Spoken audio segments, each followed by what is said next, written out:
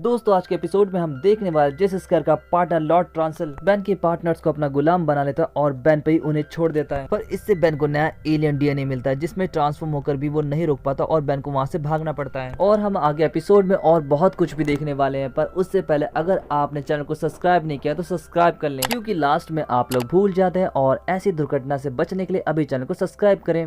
दोस्तों एपिसोड की शुरुआत में हमें ट्रांसल्वेनिया प्लेनेट पर रेड के शिप को दिखाया जाता है। यहाँ पर बेन बोलता है रेड तो क्या स्पेसशिप ठीक हो चुका है तो हम चले यहाँ से, जिस पर रेड बोलता है तुम मुझसे बात मत करो और अपनी सीट पर जाकर बोलता है रुक सभी तैयार हो जा, हम लोग यहाँ से जा रहे हैं। और वो लोग प्लेनेट से बाहर चले जाते हैं। जिसके बाद हमें जेस स्केयर की लैब में एक हाथ को दिखाया जाता है जिससे जेस स्केयर बोल रहा होता है बहुत ही जल्दी लॉर्ड ट्रांसल आप हमारे साथ होंगे। लेकिन जेस स्केयर नोटिस करता है कि डॉक्टर विक्टर इस बात से खुश नहीं है।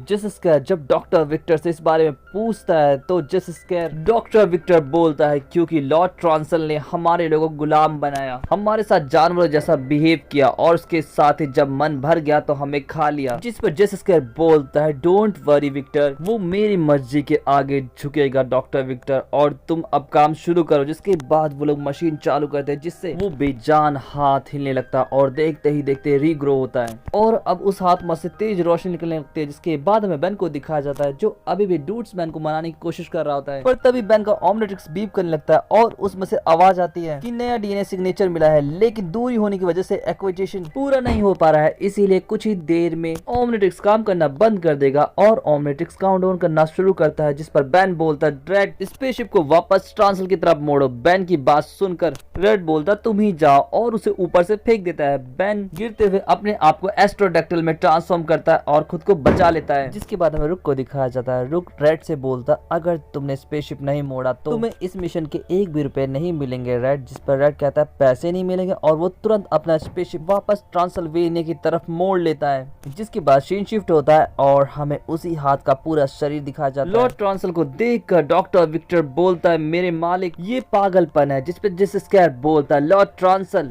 जिंदा लोगों की दुनिया में तुम्हारा एक बार फिर से स्वागत है। लॉर्ड ट्रांसल उठते ही बोलता है मुझे भूख लगी है और वो अपोलो के साथ डॉक्टर विक्टर को खाने के लिए उठा लेता है। जेस स्केयर ये देखकर लॉर्ड ट्रांसल को उठाकर पटक देता है। लॉर्ड ट्रांसल भी अपने करप्ट चूल्हा बैट को माइंड कंट्रोल करने के लिए जेस स्केयर की तरफ फेंकता है, लेकिन वो जेस स्केयर के आर पार चला जाता है। लेकिन जेस स्केयर अब तेजी से लॉर्ड ट्रांसल की तरफ बढ़ता है और उसकी बॉडी को काबू कर लेता है और बोलता भूलो मत इस दुनिया में तुम मेरी वजह से आए हो ट्रांसिल और मैं जैसा चाहूँ तुम्हारा इस्तेमाल कर सकता हूँ ट्रांसिल। और ये कहकर जेस स्केयर लॉर्ड ट्रांसिल की बॉडी से बाहर आ जाता है और बोलता अगर तुम अच्छे से कोऑपरेट करोगे तो वो हम दोनों के लिए बहुत अच्छा होगा, आखिरकार हम में बहुत सी चीजें एक जैसी हैं। जिस पर लॉर्ड ट्रांसिल बोलता बिल्कुल भी नहीं, मुझे रोशनी से तकलीफ होती है लेकिन तुम तो खत्म हो जाते हो। जिस पर जेस स्केयर बोलता है लेकिन हम दोनों ही जीवों को काबू कर सकते हैं। और इसके साथ ही जेस स्केयर बोलता है या तो फिर अब हम दुश्मन हो सकते हैं या दोस्त। लॉर्ड ट्रांसल बोलता कि तुम क्या चाहते हो। जिस पर जेस स्केयर बोलता है यूनिवर्स पे राज। जिस पर लॉर्ड ट्रांसल बोलता है मैं सुन रहा हूँ बोलते रहो।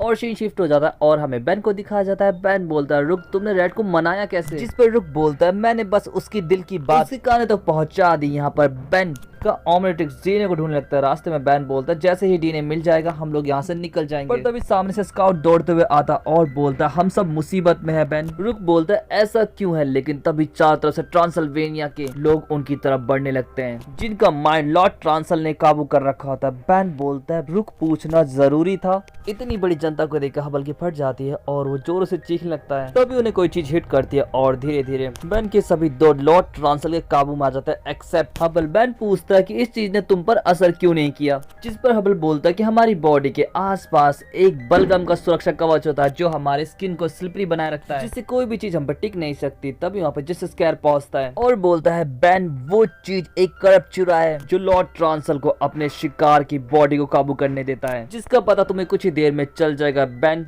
और जेस स्केयर लॉर्ड ट्रांसल की तरफ देखता और लास्ट ट्रांसल जनता की तरफ। और अब ट्रांसल्वेनिया के लोग और उसके दोस्त सभी बेन की तरफ बढ़ने लगते हैं। लेकिन तभी ओमनिट्रिक्स से आवाज आती है नया डीएनए एनालाइज कर लिया गया है और एक्विजिशन पूरा हो चुका है। बेन बोलता है मिलो मेरे नए एलियन वैम्पायर से। पर एलियन वैम्पायर बनते ही बेन हबल को खाने के लिए उठा लेता और बोलता है एनर्जी। हबल तुरंत बेन को लातों से मान लगता है और बेन होश में आ जाता है और हबल से बोलता है सॉरी यार गलती से मिस्टेक हो गई। पर तभी पूरी जनता होता है बैन और हबल की तरफ बढ़ने लगती है। बैन यहाँ पर हबल को उठाकर जनता की तरफ फेंकता है और खुद क्रपचुरा शूट करता है जो जाकर अपोलो, डॉगी और विक्टर को जाके लगता है, जिससे वो सभी बैन के माइंड कंट्रोल गुलाम बन जाते हैं। बैन तुरंत ऑर्डर देता है कि जेस्केयर और लॉर्ड ट्रांसलर को पकड़ लो। वो लोग वैसे ही करते हैं, लेकिन बैन भी यहाँ चारों तरफ से घिर चुका था। बैन एक जोरदार ब्लास्ट के साथ सभी को उड़ा देता है, जिससे सभी दूर छटक जाते हैं और बैन बोलता है तुम लोग मेरे साथ चलो। और अब बैन अपने माइंड कंट्रोल टीम के साथ वहां से भाग जाता है, जिसके बाद में बैन को दिखाया जाता है जो बोल रहा होता कि एक एलियन वैम्पायर ने मेरी टीम को अपने काबू में कर लिया, जो अब मेरी जान के पीछे पड़ी है और मैं कीड़े मकोड़े खा रहा हूँ। हबल बोलता ठीक वैसे ही जैसे कि तुम मुझे वहाँ पर खाने वाले थे। और हबल मैं उसके लिए पहले सॉरी बोल चुका हूँ। अच्छा दोस्तों, अब बताओ कि जेस स्केयर का कैसल कहाँ है और उसने लॉर्ड ट्रांसलर को क्यों जिंदा किया है। जिस पर विक्टर बोलता है हम तुम पे विश्वास क्यों करें, क्योंकि मैं अच्छा इंसान और तुम्हारी मदद करना चाहता हूँ। जिस पर विक्टर कहता है जब से तुम आए हो हमारे लिए मुसीबत ही लाए हो। अच्छा ठीक है जाने दो, तुम बस जेस स्केयर का प्लान बताओ।